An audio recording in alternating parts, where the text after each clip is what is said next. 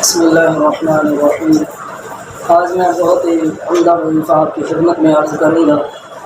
یہ زبان کی لکنت کے بارے میں بہت ہی اچھا اور آزمودہ وظیفہ ہے اور قرآنی وظیفہ ہے، یعنی قرآن پاک کی ایسی آیتیں کہ جو زبان کی لکنت کے لیے بہت ہی عمدہ ہیں، اس کے علاج کے لیے بہت ہی اچھی ہیں۔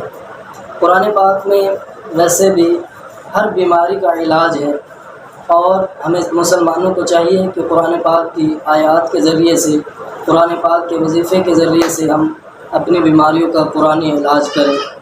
تو زبان کی لکنت کے بارے میں بہت ہی اچھا وظیفہ ہے، آزمودہ وظیفہ ہے۔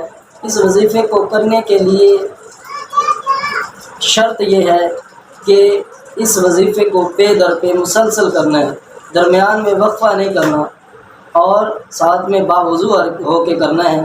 اور اس وظیفے کو کسی اور کے لیے بھی آپ کر سکتے ہیں، لیکن بہتر یہ ہے، اولا یہ ہے کہ اس وظیفے کو جو آدمی کرنا چاہتا ہے وہ اپنے لیے کرے، اپنے لیے اس وظیفے کو کیا جائے۔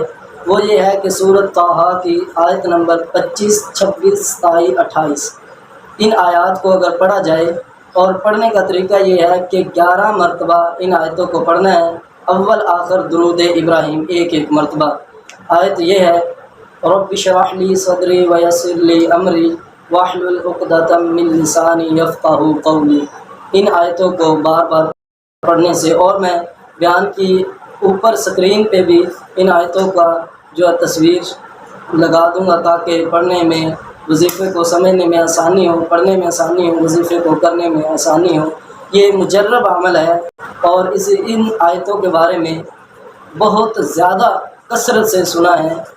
یہ آیتیں بہت ہی عمدہ ہیں زبان کی لکنت کو صحیح کرنے کے لیے، اور اس وظیفے کو آپ بچوں کے لیے بھی کر سکتے ہیں، بڑوں کے لیے بھی، یعنی کسی قسم کی بھی زبان میں کوئی بھی بیماری ہے تو اس وظیفے کو کیا جائے۔ اللہ رب العزت ضرور بے ضرور انشاءاللہ تعالی شفا یاب فرمائے گا۔